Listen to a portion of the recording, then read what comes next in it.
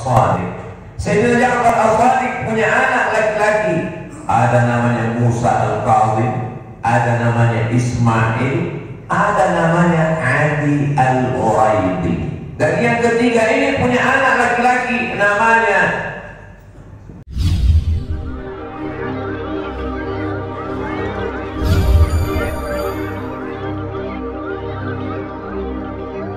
Assalamualaikum warahmatullahi wabarakatuh. Alhamdulillah, segala puji bagi Allah subhanahu wa ta'ala yang telah mempertemukan kita kembali di Abah Channel. Video kali ini mengangkat topik yang sangat penting dan sering menjadi bahan perbincangan di kalangan masyarakat Indonesia, khususnya tentang nasab atau garis keturunan para habaib yang mengaku sebagai keturunan langsung dari Nabi Muhammad SAW. Ustaz Abdul Somad, UAS, seorang ulama yang dikenal luas, menjelaskan silsilah Ba'alawi ini secara terperinci, namun mendapat kritik dari Kiai Imaduddin yang meragukan keabsahan beberapa tokoh dalam silsilah tersebut. Mari kita simak pembahasan ini lebih mendalam. Sayyidina Ja'far As-Shadiq punya anak laki-laki. Ada namanya Musa Al-Kadhim, ada namanya Ismail, ada namanya Ali Al-Uraidi. Dan yang ketiga ini punya anak laki-laki namanya Muhammad An-Naqib. Muhammad An-Naqib ini punya anak namanya Isa Ar-Rumi. Isa Ar-Rumi ini punya anak laki-laki namanya Ahmad bin Isa Ar-Rumi. Di ujung namanya bergerak Al-Muhajir. Nah, dia disebut dengan Al-Muhajir karena dia pindah dari Irak, pusat peradaban ketika itu, menuju negeri yang pernah didoakan Nabi. Allahumma barik lana fi Yamanina, berikan berkah pada negeri Yaman. Mereka pun sampai di sana. Nama negeri itu itulah yang selalu dinyanyikan. Menurut Ustaz Abdul Somad, silsilah ini dimulai dari Sayyidina Ja'far yang memiliki 3 putra, yaitu Musa Al-Kadhim, Ismail, dan Ali. Dari garis keturunan Ali, UAS menjelaskan bahwa lahirlah Muhammad An-Naqib yang memiliki anak bernama Isa Ar-Rumi. Isa Ar-Rumi kemudian dikaruniai seorang anak bernama Ahmad bin Isa. Ahmad bin Isa inilah yang dijuluki Al-Muhajir karena beliau berhijrah dari Irak ke Yaman pada masa itu.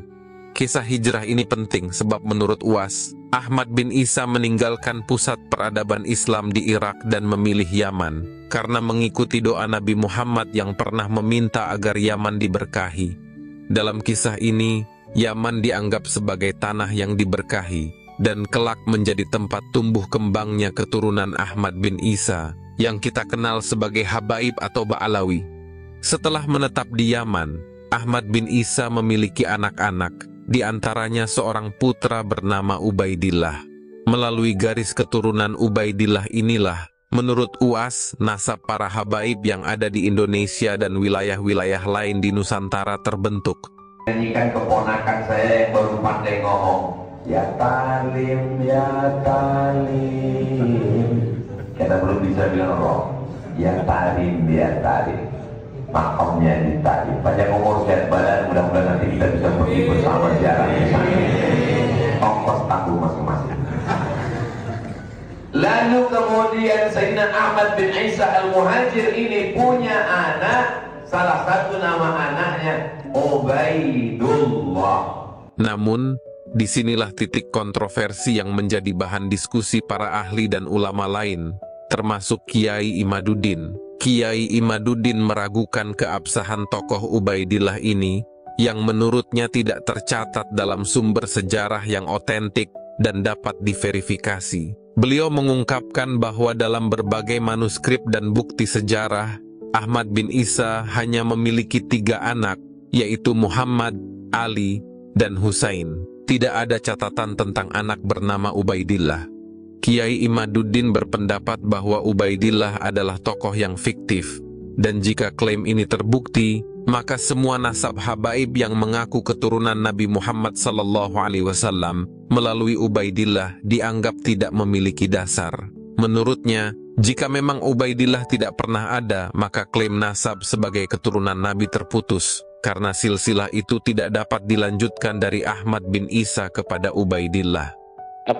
Ilmiah kepada Ustadz Abdul Somad ini untuk ketika membela nasab para habaib ini, minimal ada narasi-narasi ilmiah yang diungkapkan. Termasuk juga Ustadz Ar-Raji Hasim, Ustadz Ar-Raji Hasim, Ustadz Abdul Somad, Ustadz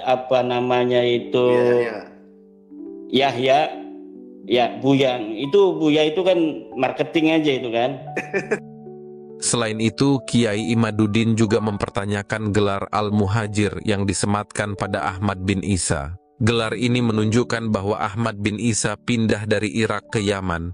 Namun menurut Kiai Imaduddin, tidak ada manuskrip atau catatan sejarah yang secara tegas mendukung klaim ini. Beliau menyebutkan bahwa makam Ahmad bin Isa yang berada di Yaman diduga sebagai makam palsu.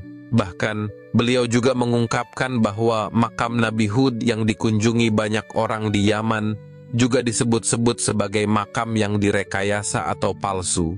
Pandangan ini tentunya cukup kontroversial karena mengusik kepercayaan yang selama ini telah diterima secara luas. Bagi sebagian besar masyarakat dan habaib, Ahmad bin Isa dikenal sebagai Al-Muhajir dan dianggap tokoh penting dalam garis keturunan Ba'alawi. Namun tanpa bukti sejarah yang kuat, Kiai Imaduddin merasa bahwa gelar ini tidak berdasar dan perlu dikaji ulang. Kiai Imaduddin tidak hanya terbatas pada isi silsilah, tetapi pada cara Ustaz Abdul Somad menyampaikan informasi ini. Menurutnya, Ustaz Abdul Somad lebih mengedepankan ajakan kepada masyarakat untuk percaya pada nasab habaib ini tanpa menyertakan dalil yang kuat atau bukti ilmiah yang dapat diperiksa dan diteliti. Dalam hal ini sama saja dengan meminta masyarakat untuk mempercayai silsilah tersebut secara taklid buta tanpa adanya verifikasi yang sahih. Dalam hal yang sepenting ini, terutama ketika menyangkut klaim keturunan dari Nabi Muhammad SAW, diperlukan narasi ilmiah yang kuat dan dapat diuji kebenarannya. Beliau berharap agar setiap ulama yang berbicara tentang nasab ini, termasuk Ustaz Abdul Somad dan beberapa tokoh lainnya, bisa menyertakan bukti-bukti sejarah yang bisa dipertanggungjawabkan. Adapun tokoh-tokoh lain yang ikut membela nasab habaib ini, seperti Ustaz Ar-Raji Hashim dan Buya Yahya. Para tokoh ini bukannya mendalami dan menghadirkan bukti ilmiah yang kuat, justru lebih terkesan mempromosikan nasab ini hanya untuk kepentingan popularitas dan marketing. Hal ini menyiratkan bahwa, menurut Kiai Imaduddin, ada sebagian ulama yang lebih mementingkan daya tarik di mata publik tanpa benar-benar memberikan dasar yang kokoh bagi klaim nasab tersebut. Menyikapi polemik ini sangat penting bagi kita sebagai masyarakat, terutama untuk para habaib yang mengaku sebagai keturunan Nabi Muhammad untuk memiliki pendekatan yang ilmiah dan dapat dipertanggungjawabkan. Setiap klaim, apalagi yang melibatkan nasab dan garis keturunan, harus disertai bukti yang otentik, baik berupa manuskrip, catatan sejarah, maupun hasil penelitian ilmiah. Semoga para ulama dan tokoh yang membela silsilah ini bisa bekerja sama dengan para ahli sejarah, ahli manuskrip, bahkan ahli genetika untuk menemukan bukti yang lebih sahih. Dengan demikian, masyarakat tidak hanya diminta untuk percaya begitu saja, tetapi juga diberikan pemahaman yang mendalam dan bukti yang jelas. Demikianlah penjelasan mengenai perbedaan pandangan antara Ustaz Abdul Somad dan Kiai Imaduddin terkait dengan silsilah Ba'alawi. Pembahasan ini penting agar masyarakat memahami bahwa klaim nasab bukanlah perkara yang bisa diterima begitu saja, tetapi perlu diuji dan dibuktikan agar kebenarannya dapat dipertanggungjawabkan. Semoga dengan penjelasan ini, kita semua bisa lebih bijak dalam menyikapi persoalan nasab dan memahami pentingnya pendekatan ilmiah dalam hal-hal yang menyangkut sejarah dan agama. Semoga pembahasan ini bermanfaat dan dapat menambah wawasan kita dalam menyikapi persoalan yang cukup sensitif ini. Jika teman-teman merasa video ini bermanfaat, jangan lupa untuk like, subscribe, dan share untuk mendukung Abah Channel agar terus menghadirkan konten-konten yang bermanfaat bagi kita semua. Wassalamualaikum warahmatullahi wabarakatuh.